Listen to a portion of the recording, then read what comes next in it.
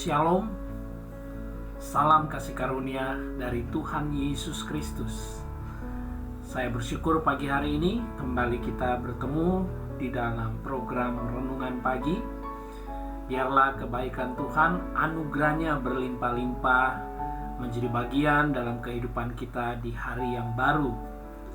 Mari saudara, kita membaca satu firman Kristus yang terambil dari Injil Matius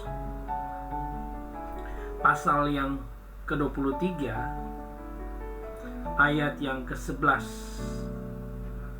Firman Tuhan berkata, "Barang siapa terbesar di antara kamu, hendaklah ia menjadi pelayanmu."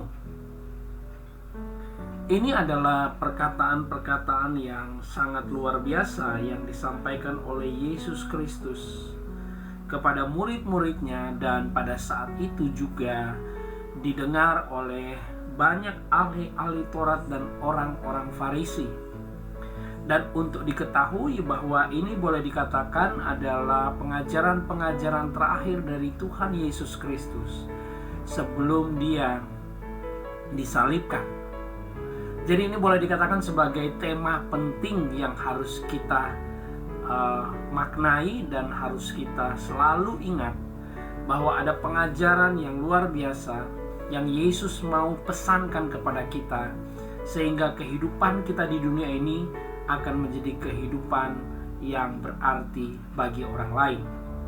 Kembali ke ayat yang tadi, Matius 23 ayat 11, dikatakan barang siapa terbesar. Dari kalimat yang pertama ini, semua orang pasti ingin menjadi yang lebih besar.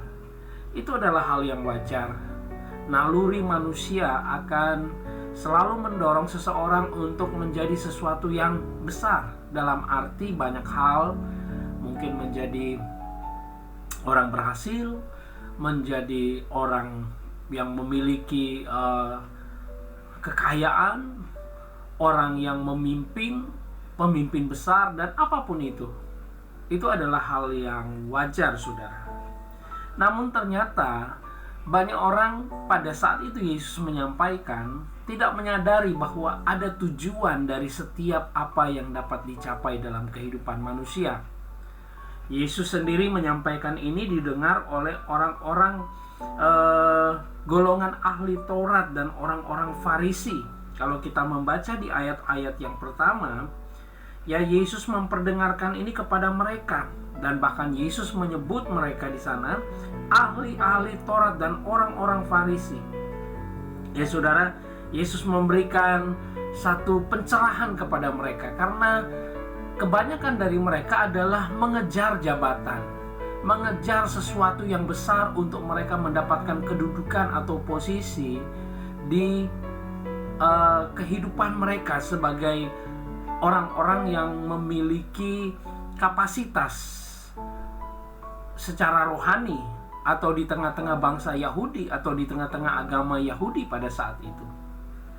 Sehingga bagi mereka pencapaian untuk mungkin menjadi seorang imam, menjadi seorang pengajar, menjadi seorang guru, itu adalah hal yang paling mereka dambakan sekali. Dan banyak dari mereka hanya mengejar posisi itu, tetapi kehidupan mereka tidak lebih baik daripada orang-orang yang mereka pimpin.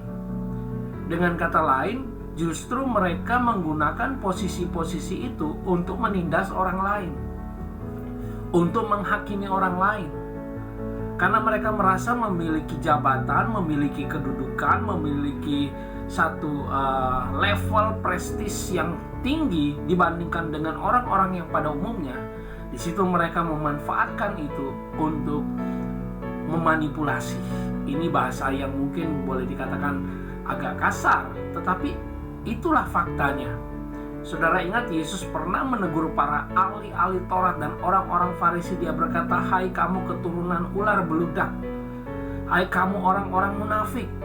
Karena mereka hanya memanfaatkan kepemimpinan, hanya memanfaatkan keberhasilan mereka dalam bidang-bidang mereka untuk mencari keuntungan dari orang lain.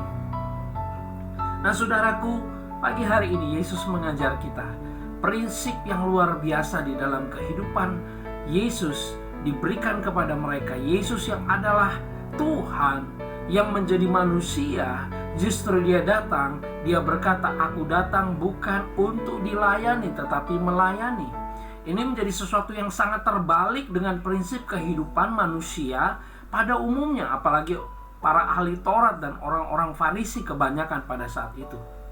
Yesus justru memperlihatkan satu cara yang sangat berbeda, dan cara itulah yang sesungguhnya yang Tuhan juga taruh di dalam setiap kehidupan kita. Yesus berkata, barang siapa terbesar di antara kamu, hendaklah ia menjadi pelayanmu. Di sini tidak ada maksud Yesus mengatakan jangan menjadi pemimpin, atau jangan menjadi orang besar, atau jangan menjadi orang yang berhasil. Tidak ada maksud dari kalimat itu.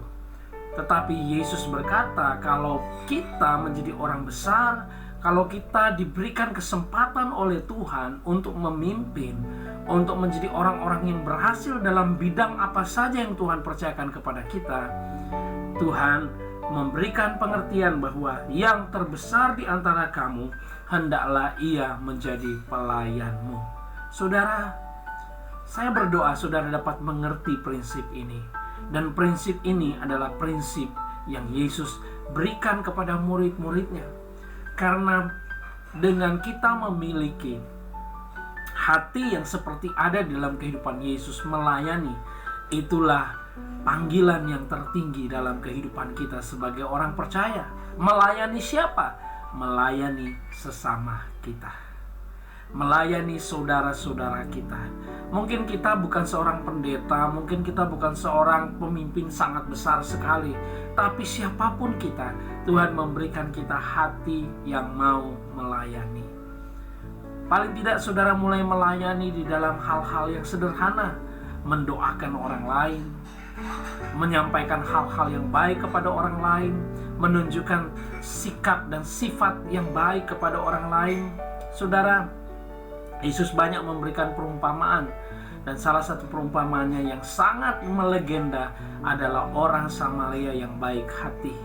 Dibandingkan dengan para ahli Taurat, orang Farisi, para imam, di sana Yesus menceritakan orang Samaria yang tidak memiliki mungkin kedudukan apa-apa, tetapi hatinya hati yang mau melayani, bahkan orang yang dia tidak kenal, orang yang sama sekali tidak ada hubungan dengan dia, tetapi ketika dia melihat orang ini membutuhkan, dia menyampingkan atau dia menahan kepentingannya diri sendiri, tapi dia mendahulukan kepentingan orang lain, dan dia disebut orang Samaria yang baik hati. Sedangkan orang-orang yang memiliki jabatan, yang memiliki kedudukan, sama sekali tidak menyentuh orang yang membutuhkan.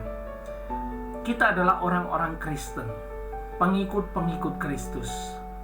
Biarlah kasih karunia Tuhan yang kita sudah dapatkan, kasih karunia Tuhan yang kita sudah miliki, itu akan semakin membuat kehidupan kita bersinar bagi orang lain, menjadi berkat bagi orang lain, dapat melayani orang lain.